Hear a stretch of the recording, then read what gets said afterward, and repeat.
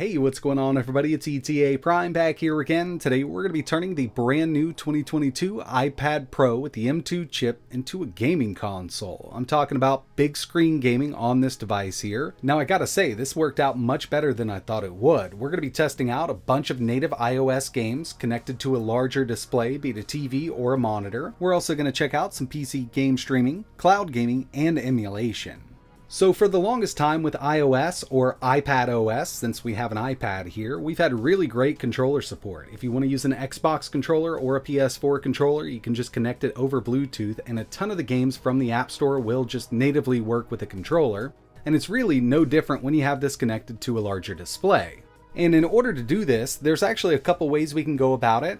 You can use an adapter that looks something like this, basically USB Type-C to HDMI, and with this one here we've got a few extra USB ports, micro SD, and even Ethernet on this unit, which does help out with cloud gaming. But with all of the iPads that have a USB Type-C port, they do support display out, so we can connect this to a larger TV or a monitor. And with the new 2022 iPad Pro, we can actually do 4K out. Now running your games at 4K really depends on the developer of the app itself, but we can get 4K 60 to a bigger screen.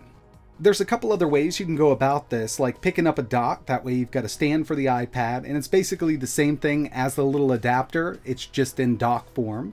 And I will leave links in the description to the dock and the adapter I use, but if you've got a newer monitor that supports USB Type-C video in or display over USB Type-C, all you need to do is go ahead and plug the iPad directly into it.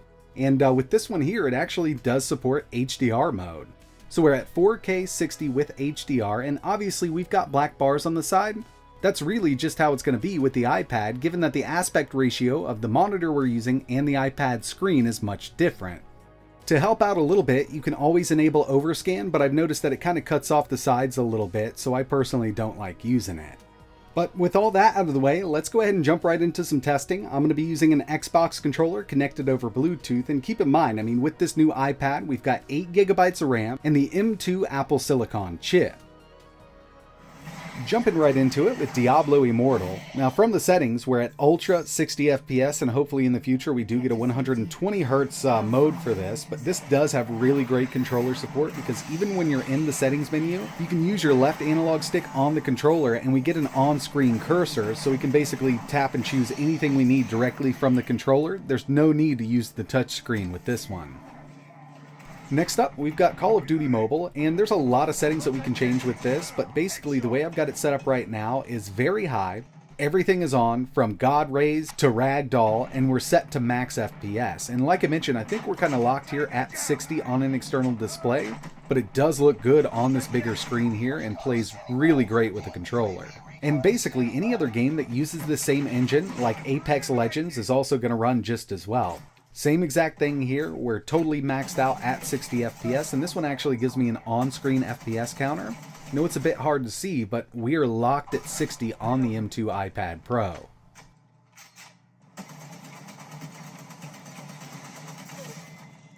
Contact. I fought strong and barrel stabilizer here.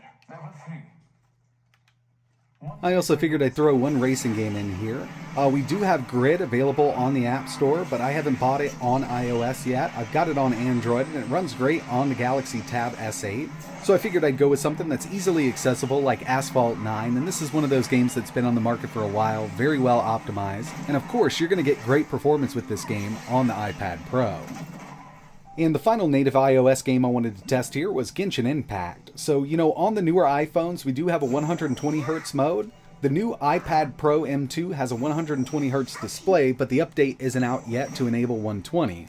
But right now, we are maxed out very high 60 FPS, and this game runs amazingly on the M2 chip.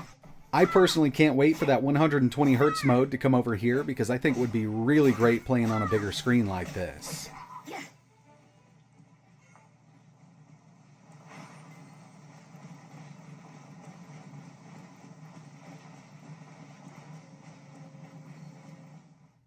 Next thing I wanted to test here was a little bit of Steam Link gaming. So right now I'm actually connected with an HDMI dock, and I've got Ethernet plugged in. With Ethernet, I'm just going to get much better performance over my home network here.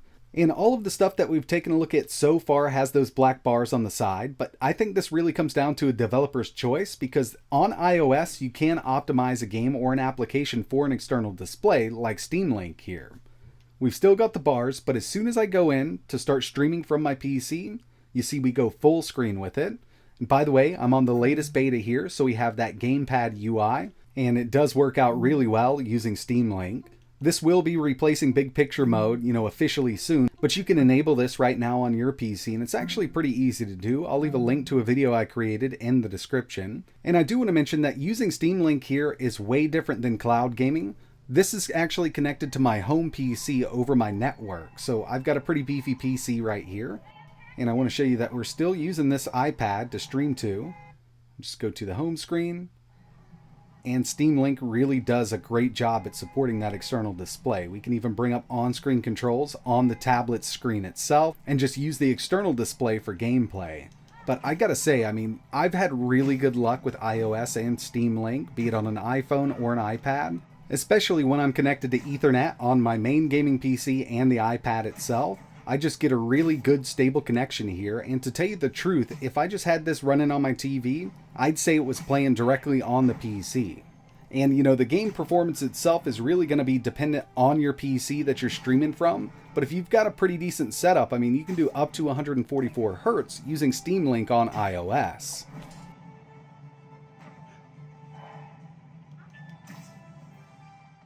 Next up, I did want to test a little bit of cloud gaming. We've got Xbox Game Pass. So this is kind of the web app that you can add to your home screen. Unfortunately, we don't have like a fully integrated iOS app for Game Pass right now. And I know there's a lot of people out there that aren't really into cloud gaming, but if you've got a decent internet connection, this really isn't that bad.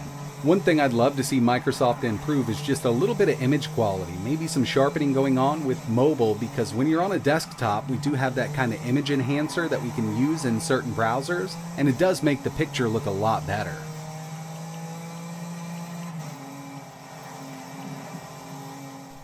Okay, so the final thing I wanted to show off here was some emulation. Now, we all know that we can't download emulators directly from the App Store, but you don't need a jailbroken iPad to do it.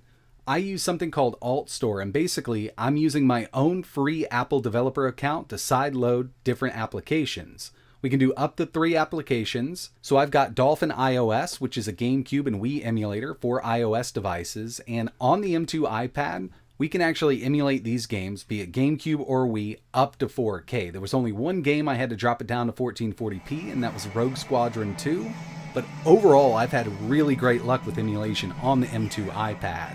And if you're interested in seeing how this thing really performs with emulation, I've created a full video. Link for that is down below. We tested out a bunch of GameCube, Wii, PSP, Sega Saturn. It does a great job.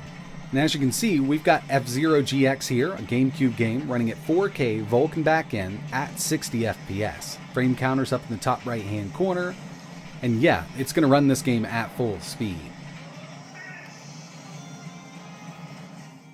There's no doubt that this Apple M2 chip really does a great job at gaming and emulation, but I really do wish that we'd see more implementation of external display support. So things like Genshin Impact, when we plug it in, it'll go full screen, because there are a lot of people out there that just get annoyed with those black bars. But if you're on a large enough display, like let's say a 55-inch display in the living room, you've got so much more screen real estate on that external display than you do on the iPad's built-in screen, and it really does work very well.